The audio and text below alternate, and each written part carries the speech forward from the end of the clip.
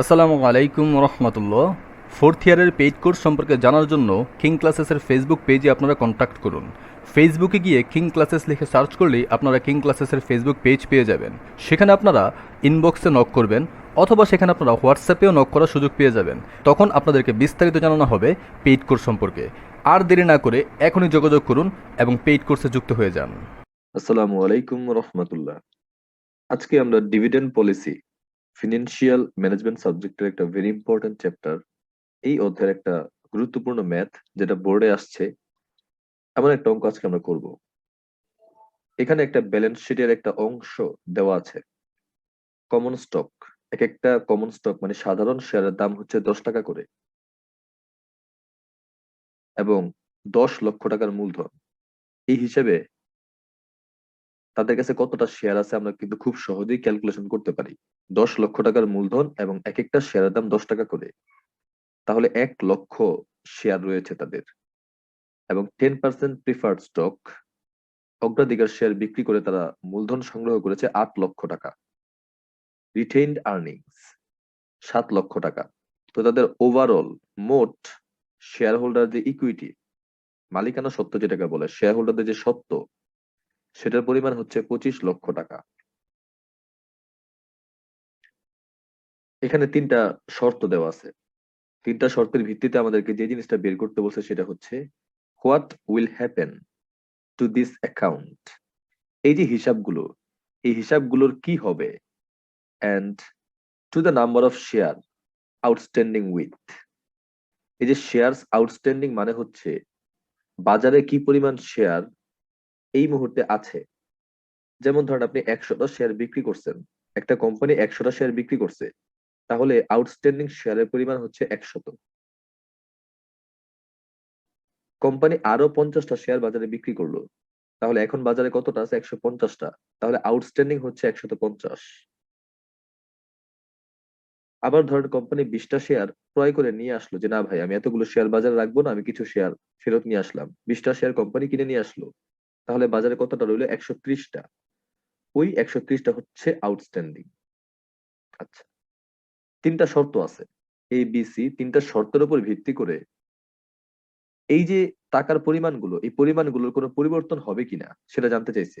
Plus এই মুহূর্তে তো বাজারের শেয়ারের পরিমাণ সেটা হচ্ছে 1 লক্ষ, ওই যে 10 লক্ষ টাকার মূলধন এবং প্রতিটা 10 টাকা করে, তো এই হিসাবে বাজারে 1 লক্ষ শেয়ার আছে। এই শেয়ারের পরিমাণটা কি পরিবর্তন ঘটে কিনা তারা জানতে চেয়েছে। এক তো এই যে 3টা অ্যামাউন্ট, এটার পরিবর্তন হয় কিনা, প্লাস শেয়ারের পরিমাণে পরিবর্তন ঘটে কিনা। এ নম্বরে যেই শর্তটা দেওয়া আছে সেটা হচ্ছে এ 10% স্টক ডিভিডেন্ড। এই স্টক ডিভিডেন্ড মানে কি? স্টক ডিভিডেন্ড মানে হচ্ছে শেয়ার হোল্ডারদেরকে ডিভিডেন্ড মানে লভ্যাংশ বাবদ নগদ টাকা না দিয়ে তাদেরকে কিছু শেয়ার দিয়ে দিল। যেমন একজনের ভাগে 100 টাকা লভ্যাংশ সে পেয়েছে, তাকে 100 টাকা ক্যাশ না দিয়ে তাকে 100 টাকা মূল্যের কিছু শেয়ার দিয়ে দেয়া হলো। এখানে 10% স্টক ডিভিডেন্ড, এই 10% কতটা শেয়ার, কত পিস শেয়ার বাজারে নতুন করে দেয়া হয়েছে, এটা আমাদের একটু বের করতে হবে। সবাই একটু খেয়াল করবেন।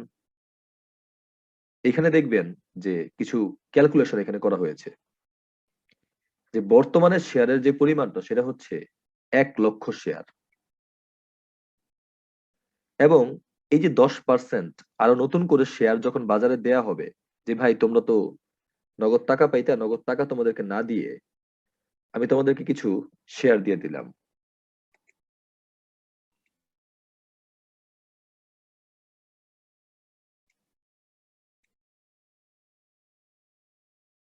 যেই শেয়ার হোল্ডাররা অলরেডি ছিল মানে 1 লক্ষ শেয়ার হোল্ডার, তাদেরকে ডিভিডেন্ড বাবদ নগদ টাকা না দিয়ে তাদেরকে 10% শেয়ার দিয়ে দিল।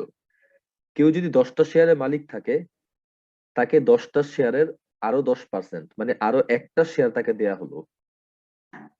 নেই ভাই, তোর লভ্যাংশ বাবদ আমি একটা শেয়ার দিয়ে দিলাম 10%। তোর বর্তমানে যা শেয়ার আছে তার 10% তোর আমি আরো দিলাম। তো বাজারে যেহেতু 1 লক্ষ শেয়ার অলরেডি আছে, এর 10% মানে নতুন করে বাজারের আরো 10,000 শেয়ার দেয়া হবে। কাদেরকে দেওয়া হবে? যারা অলরেডি শেয়ারের মালিক, তাদেরকে নগদ টাকা না দিয়ে কিছু শেয়ার দিয়ে দিলাম, তারা আরো বেশি শেয়ারের মালিক হয়ে গেল, তাই না? তাদের সম্পত্তির পরিমাণটা আরো বেড়ে গেল। এখন দেখেন, বাজারে অলরেডি শেয়ার ছিল 1 লাখ এবং নতুন করে আরো 10,000 শেয়ার দেয়া হলো। তাহলে এই মুহূর্তে বাজারে শেয়ার আছে কতটা? 1,10,000, তাই না? আচ্ছা, এরপর আরেকটা জিনিস, যখন লভ্যাংশ ঘোষণা করা হয় বা লভ্যাংশ প্রদান করা হয়, রিটেইনড আর্নিংস এর পরিমাণটা কমে যায়। ক্যাশ ডিভিডেন্ড দেখ আর স্টক ডিভিডেন্ড যাই দেখ না কেন, এটার বিস্তারিত ব্যাখ্যা করা হয়েছে। যারা অ্যাকাউন্টিং ডিপার্টমেন্টে থার্ড ইয়ারের একটা অধ্যায় আছে, যে accounting for stock holders equity advanced accounting 1 সাবজেক্টের কিছু ভিডিও ইউটিউবে আছে, ওইখানে বিস্তারিত ব্যাখ্যা করা হয়েছে। তাই এখানে আর বিস্তারিত ব্যাখ্যা আনলাম না, জাস্ট শর্টকাট বলে দেই।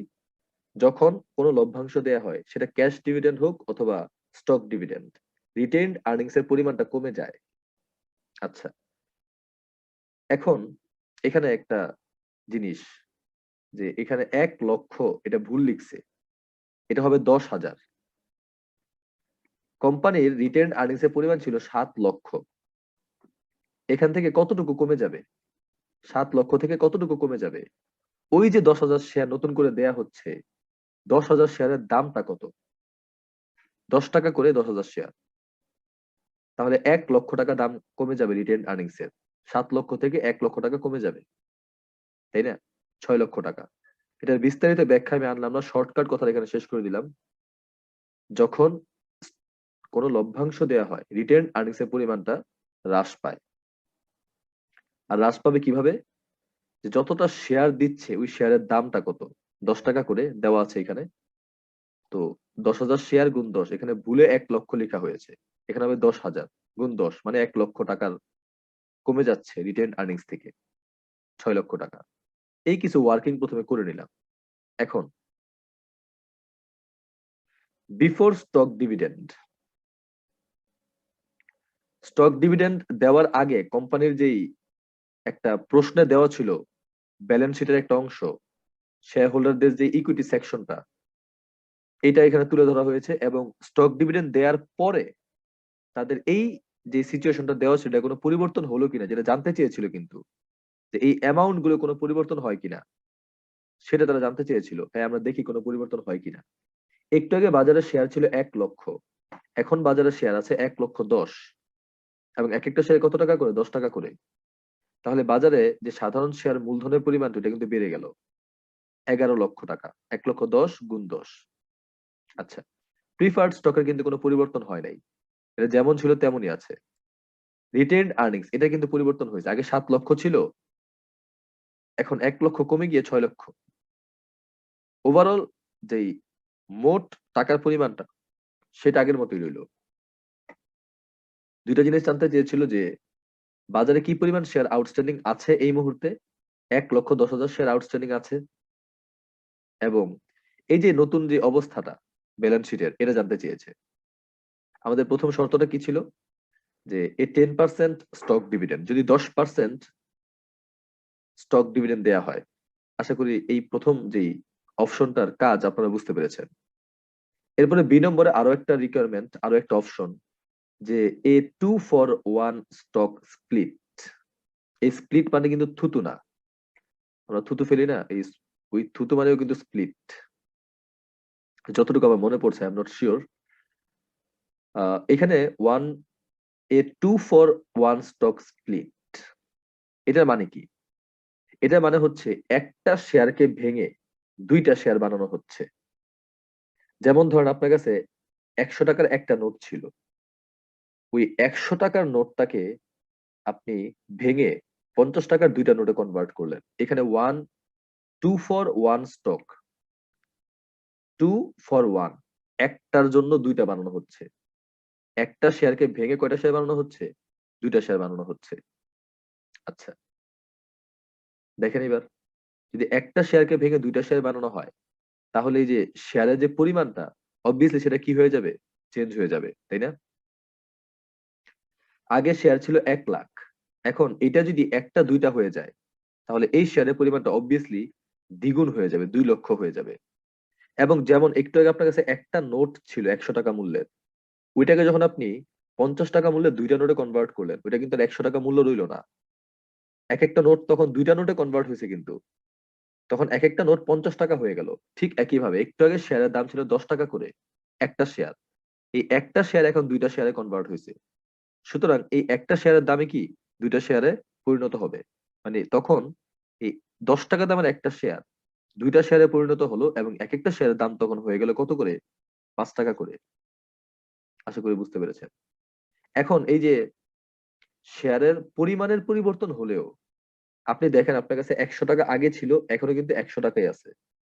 আপনার যেই আর্থিক অবস্থা ওইটার কিন্তু কোনো পরিবর্তন হয় নাই।